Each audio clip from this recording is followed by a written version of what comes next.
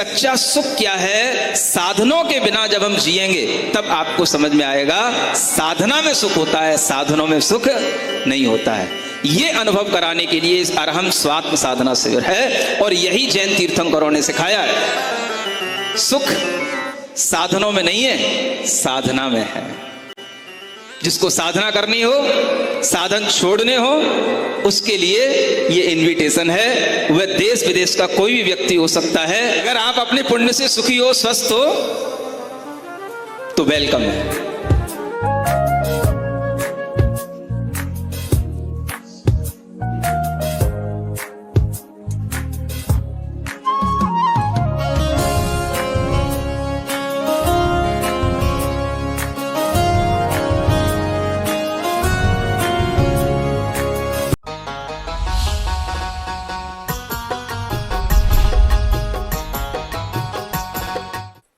मोक्षमार्गस्य नेतारं भेत्तारं कर्मभूव्रतां ज्ञातारं विश्वतत्त्वानां वन्दे तद्गुणलब्धये। देवादिदेव आदिम तीर्थंकर श्री ऋषभनाथ भगवान की, वर्तमान शासन नायक श्री वर्धमान महावीर भगवान की, परम पूज्य आचार्य गुरुवर श्री विद्यासागर जी महाराज जी की। तत्वार सूत्र ग्रंथराज के स्वाध्याय में आज अष्टम अध्याय प्रारंभ होता है। आगे यहाँ पर इस अध्याय में बंध तत्व का प्रकरण प्रारंभ होता है। विशेष रूप से बंध के कारण अलग अलग कर्मों के कौन कौन से भाव होते हैं, यह तो छठवें अध्याय में भी बताया जा चुका है। लेकिन यहाँ पर संक्षेप से जीव के लिए, बंध के लिए क्या क्या कारण होते हैं और बंध का स्वरूप क्या होता है, यह बताने के लिए यह अष्टम अध्याय का प्रकरण प्रारंभ होता है। सबसे पहले आचार्य यहाँ पर बंध के हेतुओं का वर्णन करना प्रारंभ करते हैं। हेतु माने कारण होता है। बंध के लिए क्या कारण होते हैं, पहले वह कारण बताया जाता है। उसके बाद में बंध की चर्चा की जाएगी कि बंध किसे कहते हैं, क्योंकि कारण पूर्वक ही कार्य होता है। अगर हम इस न्याय को ध्यान में रखें तो सबसे पहले यहाँ पर कारण की ही चर्चा है। जिस तरह से बंध पूर्वक मोक्ष होता है तो मोक्ष की चर्चा बाद में होती है, पहले बंध की चर्चा होती है। उसी तरह से बंध का भी कारण पहले बताया जाता है, उसके बाद में बंध के बारे में चर्चा की जाएगी। तो बंध के हेतुओं को बताने के लिए सर्वप्रथम सूत्र लिखा जाता है, मिथ्या दर्शना विरति प्रमाद कषाय योगा बंध हेतवः। यह बंध के हेतु हैं। 5 यहाँ पर बंध के हेतु बताए जा रहे हैं। मिथ्या दर्शन, अविरति, प्रमाद, कषाय और योग। इन 5 को सभी संसारी जीवों में घटित करना है। जितने भी संसार में जीव हैं सभी के अंदर यही 5 हेतुओं में से कोई ना कोई हेतु कुछ कम या पूरे के पूरे ये घटित हो जाते हैं। आचार्यों के अभिप्रायों को अगर हम देखें तो बंध के हेतु बताने के कारण भी कुछ अलग अलग आचार्यों ने अलग अलग भी बताए हैं। जब हम अध्यात्म ग्रंथों को देखते हैं तो उसमें मुख्य रूप से कभी कभी संक्षेप से बंध के हेतु 3 ही बताए जाते हैं, राग, द्वेष और मोह। कहीं कहीं पर बंध के हेतु बताते हुए यहाँ पर जो 5 हेतु बताए हैं उनमें से केवल 4 हेतुओं को ही स्वीकार किया जाता है। मिथ्यात्व, अविरति, कषाय और योग, ये 4 भी केवल बंध के हेतु भी कहे जाते हैं। आचार्य कुंदकुंद देव के समयसार आदि ग्रंथों में जब हम पढ़ेंगे तो वहाँ पर मिच्छत्तम अविरमणम कषाय जोगाय बंध हेतु, ऐसा वहाँ पर गाथा में लिखा हुआ मिलता है। कि मिथ्यात्व है, अविरति है, कषाय है और योग हैं, यही बंध के हेतु हैं। यहाँ पर बंध के हेतुओं में 5 हेतुओं का विवरण किया है, जो कि प्रमाद की एक अधिकता के साथ में है। 5 प्रकार के इन हेतुओं में सबसे पहला जो हेतु है वह है मिथ्या दर्शन। दूसरे नंबर पर अविरति आती है, तीसरे नंबर पर प्रमाद है, चौथे नंबर पर कषाय है और 5वें नंबर पर योग है। अगर हम इनको गुणस्थानों के अनुसार क्रम से देखेंगे तो जैसे जैसे ये हेतु छूटते जाते हैं गुणस्थानों की वृद्धि होती चली जाती है। हम यह भी कह सकते हैं कि सबसे पहले अगर कोई बंध के कारण छूटते हैं तो वो इसी क्रम से छूटते हैं जिस क्रम से यहाँ पर सूत्र में लिखा हुआ है। पहले मिथ्या दर्शन ही छूटेगा, तभी बंध रुकेगा। उसके बाद में अविरति दशा छूटेगी, उसके बाद में प्रमाद दशा छूटेगी, उसके बाद में कषाय और अंत में जाकर के योग छूटता है। यह जो सूत्र में लिखने का क्रम है वो इसीलिए है कि ऊपरम गुणस्थानों में जैसे जैसे जीव का आरोहण होता है ये बंध के प्रत्यय छूटते चले जाते हैं और जीव के अंदर भावों की विशुद्धियां बढ़ती चली जाती हैं, क्योंकि उसके अंदर से बंध के कारणों का अभाव होता चला जाता है। अगर यहाँ पर हम देखें कि इन सब बंध के कारणों में जो सबसे पहला कारण है वही कारण आगे के सब कारणों को अपने साथ में लिए हुए है, तो वह कारण मिथ्या दर्शन है। यही मिथ्या दर्शन एक ऐसा कारण है कि जिसके रहने पर सभी आगे के जितने भी प्रत्यय हैं वो बने रहेंगे, और अगर ये ढीला हो जाता है, ये छूट जाता है, तो आगे की सभी बंध के जो हेतु हैं वो भी धीमे धीमे छूटते चले जाते हैं। मुख्य जो जड़ है, मुख्य जो बंध का हेतु है वह मिथ्या दर्शन इसीलिए है और इसी कारण से इसको सर्वप्रथम लिखा गया है। जब हम देखते हैं कि जीवों में तरह तरह के भाव पैदा होते हैं और जिन जीवों को इस संसार से मुक्ति होती है ऐसे भव्य जीव ही होते हैं, तो उन भव्य जीवों में भी सबसे पहले अगर कुछ परिवर्तन आता है तो यहीं से शुरू होता है कि उनका मिथ्या श्रद्धान छूटे। मिथ्या दर्शन का मतलब मिथ्या श्रद्धान, क्योंकि यहाँ पर दर्शन माने श्रद्धा, आस्था, विश्वास, इसी को यहाँ पर दर्शन शब्द से कहा जाता है। जैसे सूत्र के प्रारंभ में प्रथम अध्याय में सम्यक दर्शन को समीचीन श्रद्धा के रूप में कहा था, उसी तरीके से यहाँ पर मिथ्या दर्शन को मिथ्या श्रद्धा के रूप में कहा जा रहा है। तो जब कभी भी भव्य जीव के अंदर कोई परिवर्तन आता है तो वह परिवर्तन सर्वप्रथम यहीं से शुरू होता है। श्रद्धा मिथ्या छूटेगी, सम्यक श्रद्धा बनेगी, तो ही उसके लिए कोई संसार से उठकर के मोक्ष का मार्ग बनता है।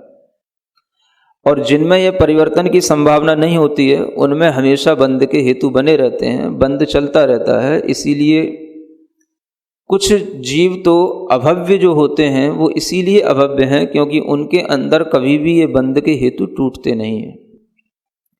जो भी यहाँ पर बंध का कारण है वो मिथ्या दर्शन प्रमुख है, तो वह मिथ्या दर्शन वह हेतु कभी भी उनके अंदर से अभाव को प्राप्त नहीं होता है।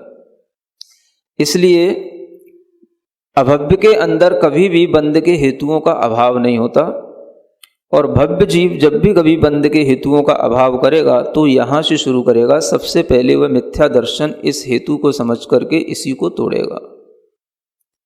बंध के हेतुओं में यह जो मिथ्या दर्शन है यह ऐसा भाव है जो सभी जीवों में है, चाहे वो जीव एक इंद्रिय हो, दो इंद्रिय हो, तीन इंद्रिय हो, चार इंद्रिय हो या पंच इंद्रिय हो। वह मिथ्या दर्शन एक ऐसा भाव है जिसके कारण से जीव की श्रद्धा हमेशा उल्टी बनी रहती है। और इसी को जब आचार्य समझाने का प्रयास करते हैं तब इस मिथ्या दर्शन को कई भागों में विभाजित करके इसको समझाते हैं। मुख्य रूप से जब इसमें विभाजन की बात आती है तो 2 प्रकार का यह मिथ्या दर्शन हो जाता है। जैसे सम्यक दर्शन 2 प्रकार से बताया था, निसर्ग और अधिगमज के भेद से, वैसे ही इस मिथ्या दर्शन में भी ये 2 भेद बन जाते हैं। एक नैसर्गिक मिथ्या दर्शन और एक अधिगम से प्राप्त मिथ्या दर्शन। नैसर्गिक माने स्वाभाविक रूप से होने वाला मिथ्यात्व का भाव, जो जीव के अंदर अपने ही कर्मों के उदय के कारण से, मिथ्यात्व कर्म के विशेष उदय के कारण से यह भाव बना रहता है, और इसी को अग्रहीत मिथ्यात्व भी कहा जाता है, क्योंकि यह जीव ने ग्रहण नहीं किया, यह मिथ्यात्व कर्म के उदय से इस जीव के साथ अनादिकाल से जुड़ा हुआ भाव है। तो नैसर्गिक मिथ्या दर्शन कहें, अग्रहीत मिथ्या दर्शन कहें, ये दोनों एक बात हो जाती हैं। और इसी को एक और कभी कभी शब्द मिलता है, जब भगवती आराधना वगैरह ग्रंथ पढ़ते हैं तो उसमें एक अनभिग्रहित नाम आता है, यानी जिसको हमने ग्रहण नहीं किया उसी अग्रहित को वहाँ पर अनभिग्रहित नाम से भी कहा जाता है। ये मिथ्या दर्शन का नैसर्गिक रूप है, जिसके कारण से जीव के अंदर हमेशा मिथ्या श्रद्धा बनी रहती है। वह जीव उस मिथ्या श्रद्धा के कारण से ना तो कभी देवशास्त्र गुरु को सही ढंग से जान पाता, और ना कभी शरीर और आत्मा का भिन्न भिन्न स्वरूप जान पाता है। ये अग्रहित मिथ्या दर्शन है, जो एक इंद्रिय जीवों में भी नियम से होता है, 2 इंद्रियों में भी है, 3 इंद्रियों में भी है। जिन्होंने कभी भी कोई मिथ्यात्व को अपने अंदर नहीं, अपनी बुद्धि से भी सीखा नहीं है, तो भी उनके अंदर यह मिथ्यात्व पड़ा रहता है। इसी कारण से उनका संसार बना रहता है और बढ़ता भी रहता है। इसलिए यह नैसर्गिक मिथ्या दर्शन व्यापक है, सभी जीवों में, अनंत जीव जो संसार में हैं, सबके अंदर यह एक स्वाभाविक रूप से मिथ्यात्व का भाव रहता है, जिसके कारण से जीव अपने शरीर को जब भिन्न नहीं जान पाता अपनी जीवात्मा से, तो उसके लिए कभी भी 7 तत्वों का भी ज्ञान नहीं हो पाता, और वह कभी भी इस तरह की श्रद्धा बना ही नहीं पाता। इसलिए वह शरीर को ही एक में एक मानते हुए चलता है। यह सब उसके उस नैसर्गिक मिथ्यात्व का ही परिणाम होता है। दूसरा जो मिथ्यात्व है वह अधिगम रूप में होता है, जिसे हम उपदेश के माध्यम से प्राप्त कर लेते हैं। जब कभी हमें पंचेंद्रिय पना प्राप्त होता है, संगी पंचेंद्रिय बनेंगे, तब हमारे अंदर यह मिथ्यात्व का भाव और भी निमित्तों से भीतर घर कर जाता है। जिन जीवों के लिए कभी संगी पंचेंद्रिय पर्याय नहीं मिली और जिन्हें बाहर से कोई भी मिथ्यात्व का निमित्त नहीं मिला, उनके लिए यह मिथ्यात्व नहीं हो सकता, उनके लिए अग्रहित ही चलता है। और जब जीव के लिए इस तरीके का निमित्त मिल जाए, वो बाहर से भी तरह तरह के मिथ्यात्वों को सीखने लग जाए, उनके संस्कार उसके अंदर पड़ जाएं, तो उस जीव के अंदर एक ग्रहित मिथ्यात्व की भी परिकल्पना की जाती है। यह ग्रहित मिथ्यात्व मुख्य रूप से यदि प्रकट होता है तो पंचेंद्रिय संगी पर्याय में ही प्रकट होता है, और उसमें भी अगर मुख्य रूप से देखा जाए तो यह मनुष्य पर्याय में ही विशेष रूप से प्रकट होता हुआ दिखाई देता है। क्योंकि जितने भी मत मतांतरों का जो विस्तार है वह सब इसी ग्रहित मिथ्यात्व में आता है। जो हम सुनते हैं 363 मिथ्या मत होते हैं, वो सब इसी ग्रहित मिथ्यात्व में आते हैं, और ये सब अधिगम रूप हैं, पर के उपदेश से प्राप्त होते हैं। इसलिए इन 363 मतों के माध्यम से अपने अंदर मिथ्या बुद्धि जो व्यक्ति डालता है वो मुख्य रूप से मनुष्य होता है, क्योंकि 363 मत मनुष्यों के अलावा न कहीं कोई सीखता है न कोई सिखाता है। सुन रहे हैं? नरक गति में कहाँ मिथ्या मत होंगे, देवगति में भी मिथ्या दृष्टि होंगे, लेकिन 363 मतों के माध्यम से पर उपदेश पूर्वक ग्रहित मिथ्यात्व को धारण करने का भाव वहां पर भी नहीं होता है। त्रियंशों में तो संभव ही नहीं। एक मनुष्य है जिसने ये 363 मतों को अलग अलग रूप से खड़ा कर रखा है, और ये 363 मतों के माध्यम से इस मिथ्यात्व का फैलाव मनुष्य गति में ही जीव को प्रभावित करता है। इसलिए यह मनुष्य पर्याय में ग्रहित मिथ्यात्व को छोड़ पाना अपने आप में बहुत बड़ी चीज हो जाती है, क्योंकि जब ये छूटेगा तब अग्रहित मिथ्यात्व छूटने का कुछ साधन बनेगा।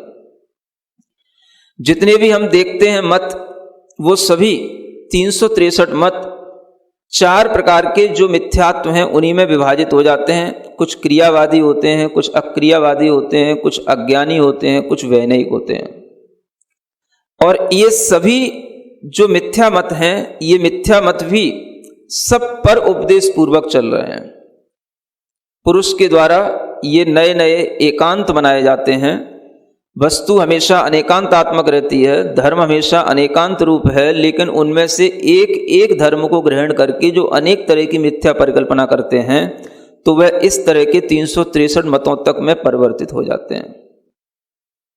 यह मिथ्या दर्शन का भाव सब जीवों में ग्रहित या अग्रहित रूप से अवश्य मिलेगा, और इस मिथ्यात्व को अगर हम ग्रहित मिथ्यात्व के रूप में देखें तो यह ग्रहित मिथ्यात्व को समझने के लिए आचार्यों ने इसके 5 भेद अलग से बताए हैं। एकांत मिथ्यात्व, विपरीत मिथ्यात्व, संशय मिथ्यात्व, वैनयिक मिथ्यात्व और अज्ञान मिथ्यात्व। ये 5 भेद जो आप लोग कहीं ना कहीं छोटी छोटी विनतियों में भी, आलोचना पाठ वगैरह में भी पढ़ते रहते हैं। संशय, अज्ञान को नय के, विपरीत, एकांत, विनय के, ऐसे जो आप पढ़ते रहते हैं, ये भी इन्हीं मिथ्यात्वों का वर्णन है। इन्हीं को समझने की जरूरत है कि अगर ये मिथ्या दर्शन के भाव हैं तो ये ग्रहित रूप से जो हमारे अंदर पैदा होते हैं वो इन 5 तरह के रूपों में हमारे अंदर आते हैं। एकांत मिथ्यात्व सबसे पहले आता है। एकांत मिथ्यात्व का मतलब है वस्तु के केवल एक धर्म को मानना, या एकांत रूप से वस्तु को जो अनेक रूप में है उसमें से केवल एक धर्म को स्वीकार करके उसी को उस रूप में मान करके अन्य चीजों का अभाव कर देना, ये एकांत मिथ्यात्व में आता है। जैसे इस एकांत मिथ्यात्व में अगर देखा जाए तो सबसे बड़ा मत है बौद्ध मत, जो कहता है कि आत्मा क्षणिक है। आज वर्तमान में यह बौद्ध मत भी खूब प्रचलित है, और ये पूरा का पूरा उसी एकांत मत के अंतर्गत आता है जिसके लिए आत्मा क्षणिक है, कर्म को करने वाला कोई और होता है, कर्म को भोगने वाला कोई और होता है। ये सिद्धांत है उनका, और इतना विपरीत सिद्धांत भी बड़े अच्छे ढंग से दुनिया में फैलता है, चलता है। ये सब एकांत मत के माध्यम से आत्मा को या तो क्षणिक माना जाता है या आत्मा को कूटस्थ नित्य रूप मान करके आत्मा के अंदर किसी भी तरह के परिवर्तन को स्वीकार नहीं किया जाता है। ये दोनों ही प्रकार के मिथ्यात्व एकांत मिथ्यात्व की कोटि में आते हैं। ये एक सिद्धांत है, और कोई दूसरा सिद्धांत कहता है कि कर्ता तो आत्मा नहीं है लेकिन भोक्ता आत्मा है। इस तरीके के विचित्र सिद्धांत जो एकांत रूप से प्रभावित होते हैं वो सब इसी एकांत मिथ्या दर्शन में आ जाते हैं। या हम यूं कहें कि अनेक प्रकार के चीजों से, कारणों से एक किसी कार्य की प्राप्ति होती है, लेकिन जब हम किसी एक ही कारण पर विशेष जोर डालते हैं तो वो भी सब एकांत मिथ्यात्व में आ जाता है। जैसे आप लोग सुनते होंगे, कई लोग कहते हैं दुनिया में जो कुछ भी हमें मिलता है पुरुषार्थ से मिलता है, पुरुषार्थ करो।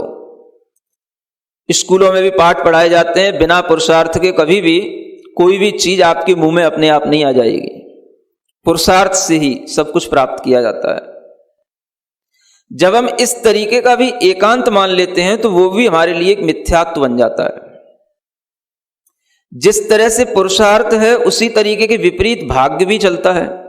कोई शास्त्रों में लिखा मिलेगा जो कुछ भी होता है सब भाग्य से होता है, भाग्य के बिना कुछ नहीं होता है। भाग्य का मतलब है पूर्व में बंधे हुए कर्म, यानी कि जो कर्म करेंगे वही आपके लिए होगा, कर्म से ऊपर कुछ भी नहीं है, क्योंकि कर्म से ऊपर अगर कुछ होगा तो फिर वो पुरुषार्थ में चला जाएगा, फिर वो भाग्यवाद नहीं कहलाएगा। तो या तो कोई कोई व्यक्ति भाग्य को मान करके चलता है, उसको एकांत रूप से मानता है और उसी पर जोर डालता है, भाग्य के बिना कुछ नहीं, या फिर पुरुषार्थ के ऊपर चलता है कि पुरुषार्थ के बिना कुछ नहीं।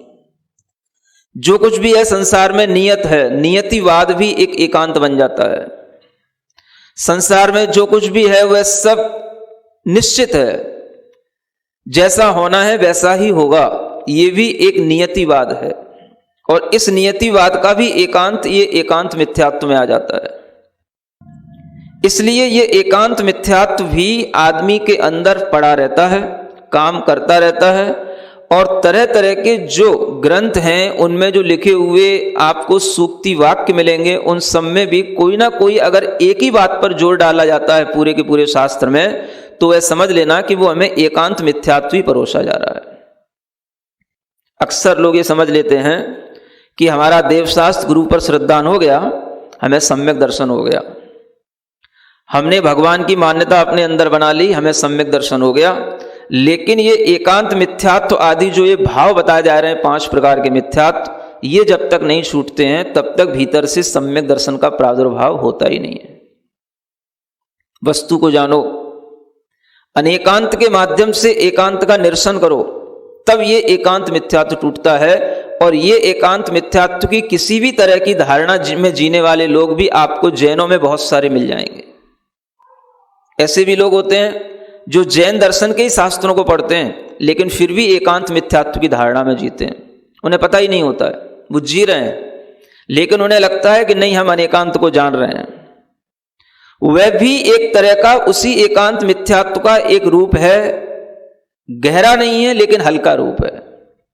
और वह एकांत मिथ्यात्व भी इस तरह से बना रहता है कि वह हमें एकांत में ही, एकांत मिथ्यात्व की धारणा में ही हमको आनंद देता है, क्योंकि हमारे सामने वैसे ही लोग होते हैं, वैसी ही चर्चाएं होती हैं, वैसे ही शास्त्र होते हैं, उसी तरीके के शास्त्रों का हमारे लिए बखान सुनना होता है और वैसा ही करना होता है। एक माहौल ऐसा बन जाता है जिसमें कि हम अनेकांत को तवज्जो दे ही नहीं पाते हैं।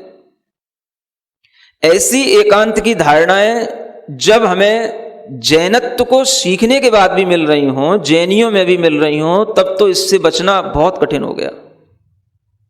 ये एकांत मिथ्यात्व का जब अभाव होगा तब आपके अंदर दूसरी चीजें समझ में आएंगी जो आगे बताई जाने वाली हैं। दूसरे नंबर का मिथ्यात्व होता है विपरीत मिथ्यात्व। विपरीतता का मतलब हर चीज को विपरीत रूप में मानना, जानना, क्योंकि वो वैसा ही बताया जा रहा है, वैसा ही लोगों के द्वारा लिखा जा रहा है, वैसा ही सुनाया जा रहा है। अब जो भी उसके बारे में सुनकर के धारणा बना लेता है कि ऐसा ही है, तो उसके अंदर का वो विपरीत मिथ्यात्व और बढ़ता चला जाता है। आप देखेंगे कुछ ऐसे भी आपको सिद्धांत मिलेंगे जिसमें लिखा रहता है स्त्री को भी मोक्ष होता है। ऐसे भी सिद्धांत होते हैं जिनमें लिखा रहता है भगवान कबलाहारी होते हैं। इस तरीके के जो ये सिद्धांत सामने परोसे जाते हैं, इनमें भी ये विपरीतता का भाव पड़ा रहता है और ये सब विपरीत मिथ्यात्व के अंतर्गत आते हैं।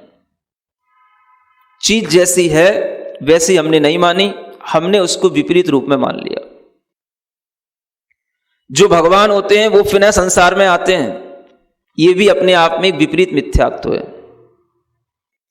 कई लोगों ने तो यहां तक मान रखा कि जैसे लोग अनेक तरीके के साधु हैं, जिनके पास में वस्त्र भी है, परिग्रह भी है, पैसा भी है, सब कुछ है, लेकिन फिर भी वह सग्रंथता में ही निर्ग्रंथता मानते हैं।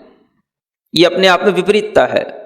सग्रंथ कभी निर्ग्रंथ नहीं हो सकता, निर्ग्रंथ कभी सग्रंथ नहीं हो सकता।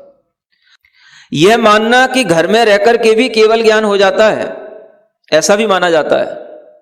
घर में रहकर के जीव को सर्वज्ञ दशा प्राप्त होती है, अरिहंत बन जाता है, यह मानना भी अपने आप में विपरीत मिथ्यात्व है।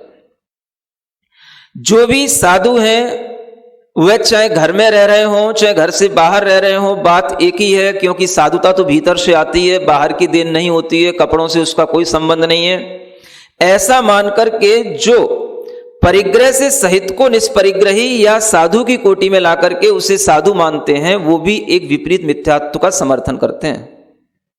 और ये दुनिया में खूब चलता है। विपरीत मिथ्यात्व ही है जिसके कारण से हमारे अंदर एक भाव आ जाता है कि धर्म हिंसा में है कि अहिंसा में है। कई लोग हिंसा में भी धर्म मानते हैं। अब हिंसा में अगर हम धर्म मानेंगे तो क्या होगा? ये विपरीत मिथ्यात्व हो गया। किसी भी तरह का जो उल्टा भाव चल रहा है, राग में धर्म है कि वीतराग में धर्म है, अगर हम राग में धर्म मानते हैं कि राग से भी धर्म की वृद्धि होती है, तो यह भी अपने आप में विपरीत मिथ्यात्व हो गया। आप देखें, इस विपरीत मिथ्यात्व के माध्यम से भी बहुत से लोग एक अंधकार में पड़े हुए हैं। और विपरीत मिथ्यात्व के कारण से ही लोग ये नहीं जान पाते हैं कि हमारे सामने अंधकार है या प्रकाश है, वह सिर्फ चल रहे होते हैं, या कभी कभी अंधकार को ही प्रकाश मान लेते हैं, और इस तरह की धारणा से भी उनका जीवन चलता रहता है। ये सब मिथ्यात्व है। मिथ्यात्व का मतलब ही हो जाता है एक उल्टा श्रद्धान हो जाना, रॉन्ग बिलीफ। तो ये विपरीत मिथ्यात्व भी खूब अच्छे ढंग से हमें परोसा जाता है, और बहुत से लोग इसमें खूब अच्छे ढंग से संलग्न हैं, लिप्त हैं, लेकिन किसी को पता नहीं रहता कि विपरीत मिथ्यात्व के कारण से हम जैन दर्शन में जन्म लेकर के भी कुछ नहीं कर पा रहे हैं। हर चीज को हम अपने अंदर गहराई से समझेंगे, तब वो चीजें हमसे छूटेंगी। तीसरे नंबर का मिथ्यात्व होता है संशय मिथ्यात्व। संशय माने हमेशा एक डाउट बना रहना। किस विषय में? पता नहीं मोक्ष होता है कि नहीं होता, संसार केवल इतना ही है जितना दिख रहा है, या इसके अलावा भी ये बहुत सारा लोग बताते हैं, असंख्यात द्वीप हैं, समुद्र हैं, 3 लोक हैं, नरक हैं, स्वर्ग हैं, पता नहीं कहीं कुछ होता भी है कि नहीं होता है। जिसके कारण से हम एक चीज पर अपनी दृढ़ता नहीं बना पाते और दोनों तरफ हमारा दिमाग उलझता है, जिसके कारण से तत्व का कभी निश्चय होता नहीं। ये सब संशय मिथ्यात्व के अंतर्गत आता है। वही चीज जो हमारे लिए विपरीतता का काम कर रही है, वही संशय का भी काम कर जाती है, अगर हम दोनों तरफ झूलते हैं तो। विपरीत में तो उल्टी तरफ चला गया झूलते झूलते, और संशय में दोनों तरफ झूल रहा है। धर्म और अधर्म जैसी कोई चीज दुनिया में होती है कि नहीं होती है? पाप और पुण्य जैसी कोई चीज दुनिया में होती है कि नहीं होती है? या सब कुछ जो है पाप पुण्य एक ही चीज है, अगर उसने एक मान लिया सब कुछ तो वो विपरीतता हो गई। पाप पुण्य है कि नहीं ये भीतर से डाउट चल रहा है तो वो संशय मिथ्यात्व हो गया। तत्वार सूत्र में 7 तत्वों की बात बताई गई है, कहीं कहीं पर 25 तत्व बताए गए हैं, कहीं पर 16 तत्व बताए गए हैं, कहीं पर 3 तत्व बताए गए हैं। कौन से तत्व कितने होते हैं कुछ पता नहीं, कुछ समझ में नहीं आ रहा, कोई भी निर्णय नहीं हो रहा है, सब संशय मिथ्यात्व चल रहा है। संसार में जो जीव आते हैं उनके लिए पुण्य पाप होता है, वो स्वर्ग नरक में जाते हैं। किसने देखा? क्या पता कि वो स्वर्ग नरक कुछ होते भी कि नहीं होते हैं। ये सब हमारे भीतर जो भाव चल रहा है सब संशय का भाव है। और फिर अगर ये भाव आ गया उसके साथ में, कुछ नहीं होता स्वर्ग नरक, कुछ नहीं होता पुण्य पाप, भगवान ने जो कुछ भी दिया है सब भोगने के लिए दिया है। भगवान ने दुनिया बनाई है और भगवान ने हम लोगों को जो भी सामग्रियां दी हैं वो सब खाने पीने भोगने के लिए दी हैं, छोड़ने के लिए नहीं दी हैं। तो ये हो गया विपरीत मिथ्यात्व। इसलिए ये सब भाव जो हम यहां आपको बता रहे हैं ये सब संसारी जीवों में देखने को मिलेंगे। हर जीव अपने अपने भावों को खुद देख ले, लेकिन जो ढंग से देखेंगे उन्हीं को ये समझ में आएगा। हर मिथ्यात्व अपने आप में सशक्त है, कमजोर कोई नहीं है। जैसे संशय है, विपरीत है, एकांत है, वैसे ही चौथे नंबर पर आता है एक वैनयिक मिथ्यात्व। कौन सा? क्या होता है इसमें? वैनयिक। ये विनय करने के साथ में चलता है। जितने भी दुनिया में देव हैं, देवता हैं, जितने भी दुनिया में बड़े लोग हैं, गुरुजन हैं, माता पिता हैं, स्त्री पुत्र आदि हैं, सब हमसे बड़े हैं। वो सब हमारे लिए एक जैसे पूजने योग्य हैं, एक जैसे आदरणीय हैं, क्योंकि वो हमसे तो बड़े हैं। अब उसको समझ में आए जो ऐसा मान रहा हो। अब वो कहेगा इसमें क्या मिथ्यात्व हो गया भाई, ये तो अच्छी बात है। अब पढ़ा लिखा आदमी इसको अच्छा ही मानेगा, देखो सबका आदर करता है, समझ आ रहा है। लेकिन उसे किसी भी चीज में यह निश्चय नहीं है कि वास्तव में भगवान है कौन, भगवान कैसा होता है, भगवान का क्या कार्य और क्या स्वरूप होता है, कुछ भी निश्चय नहीं। तो जितना भी पढ़ा लिखा व्यक्ति है वो सब इस प्रकार के मिथ्यात्व को ही बढ़ा रहा है। कोई भी इंस्टीट्यूट होती है, कोई भी तरीके के कॉलेज होते हैं, कोई भी तरीके की यूनिवर्सिटियों के कोर्स होंगे, आप देखेंगे उनमें वो चीजें रखी जाएंगी जो इस तरीके की धारणा को आगे बढ़ाएं। एक चीज पर डोर इसीलिए नहीं डाला जाता। लोग पूछते हैं जैन दर्शन का बहुत ज्यादा प्रचार एकेडमिक लेवल पर क्यों नहीं हो पाता है, क्यों एकेडमिक लेवल में जो है जैन दर्शन की बातें इतनी सही होते हुए भी नहीं रखी जाती, क्योंकि वो एक तरफा है। लोगों को पसंद क्या है? अगर जैन दर्शन है तो दूसरे दर्शन भी हैं, उनको भी ला करके रखो सामने। तो जिस दर्शन को मानने वाले लोग ज्यादा हो जाएंगे, बहुमत उसी का होगा, और वही दर्शन आगे चल करके आगे ज्यादा, सबसे ज्यादा चलेगा, वही ज्यादा आगे बढ़ेगा। तो जहां लोगों की मान्यता में जितने प्रकार के ये सब भाव अलग अलग तरीके से जुड़े होंगे, चाहे वो देवी देवता के रूप में हो, चाहे वो किसी भी तरीके के गुरु आदि को लेकर के हो, वह जितने भाव विपरीत होंगे या कॉमन होंगे या दूसरों के लिए किसी भी तरह का उनके अंदर एक समानता का लिए हुए भाव उनके सामने आ जाएगा, तो हर कोई उसको स्वीकार कर लेता है कि देखो ये कितने समभाव को आगे बढ़ा रहे हैं। ये समभाव है, और इस समभाव में कितना हमारे अंदर मिथ्या विश्वास पड़ा हुआ है ये कुछ पता नहीं है। और अच्छे खासे पढ़े लिखे लोग, जैन दर्शन के भी बहुत से विद्वान इस भाव में आज जी रहे हैं। किसी को छोड़ना, किसी से दूर हटना, ये उसका उन्हें निरादर समझ में आता है, जबकि किसी चीज से हटना निरादर नहीं होता है। निरादर में तो हम उसका बुद्धिपूर्वक निरादर करेंगे तभी निरादर होगा। हम अगर किसी चीज से हट गए तो उसमें उसका निरादर क्या हो गया? जिस तरह से आदर किया जाता है उसी तरीके से निरादर भी किया जाता है। अगर आदमी को यह समझ में आए तो वह निरादर को समझ पाए और आदर को समझ पाए कि आदर और निरादर में क्या अंतर है। और फिर अंत में आता है पांचवा, अज्ञान मिथ्यात्व। कोई भी कम नहीं है, इसका भी बोलबाला दुनिया में खूब है। अज्ञान का मतलब ही है कि हमें ज्ञान की बातें जानना ही नहीं, और जो हमें जानने में पहले से आ रहा है या जो हमारे ध्यान में धारणा में पड़ा हुआ है बस वही हमारे लिए सही है। इस भावना में जो कुछ भी आएगा वो सब अज्ञान मिथ्यात्व हो जाएगा, क्योंकि ज्ञान से उन्हें डर लगेगा। अज्ञान से डर नहीं लगता। अज्ञान से मतलब मोक्ष होता है, ज्ञान की बातें करने से मोक्ष नहीं होता है, ऐसा उनकी मान्यता रहती है। उस अज्ञान की मान्यता के कारण से ही व्यक्ति कभी भी कुतर्कों पर तो आ जाएगा लेकिन तर्क नहीं करेगा, क्योंकि तर्क करेगा तो न्याय सिद्ध हो जाएगा। न्याय में तर्क आता है और अज्ञान में कुतर्क आ जाता है। तर्क सम्यक ज्ञान का एक पार्ट है, लेकिन कुतर्क मिथ्या ज्ञान का एक भेद है।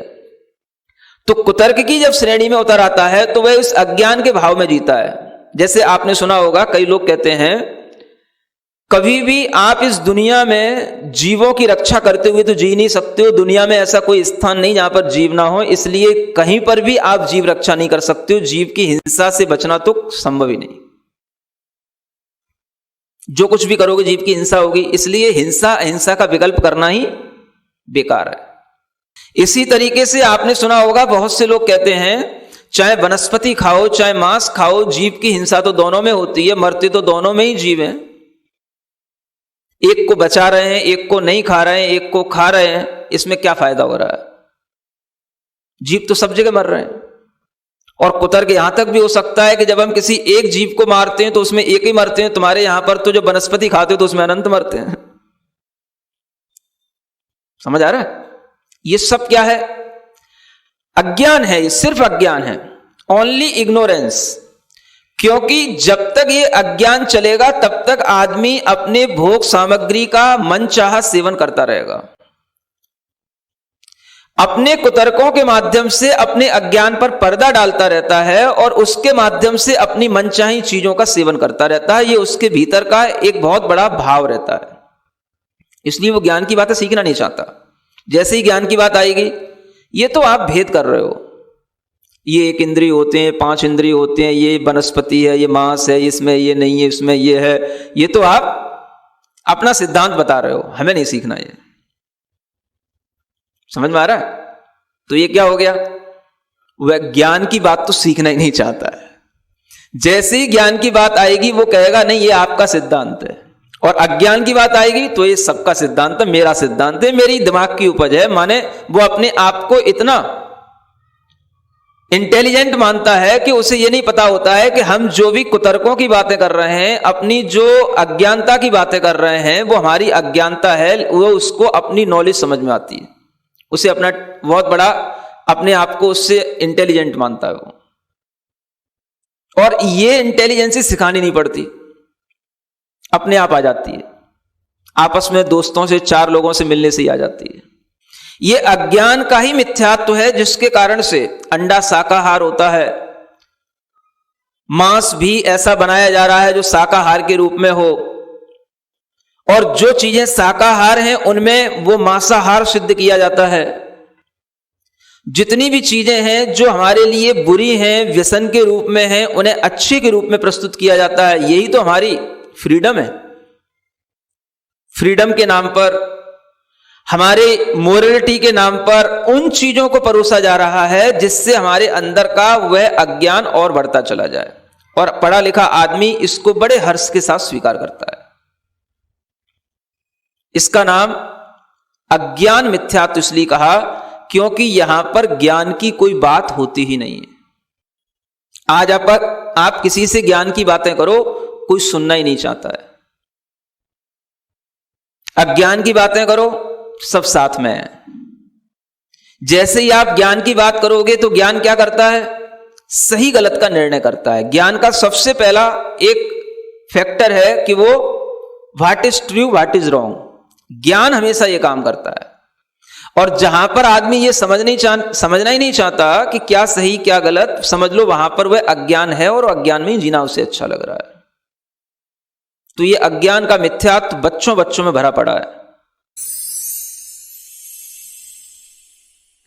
सिरिजिणवाणी जग कल्याणी जग जन मदतम मोहरी जनमण हारी गढ़हर हारी जम जरा भव रोग हरी तिथ्य राणम दिव्य झुणिम जो पढ़ई सुणई मय्ये धारई राणम सौख मणंतम धैर्य सासद मोक्ष पदम पावई सासद मोक्ष पदम पावई।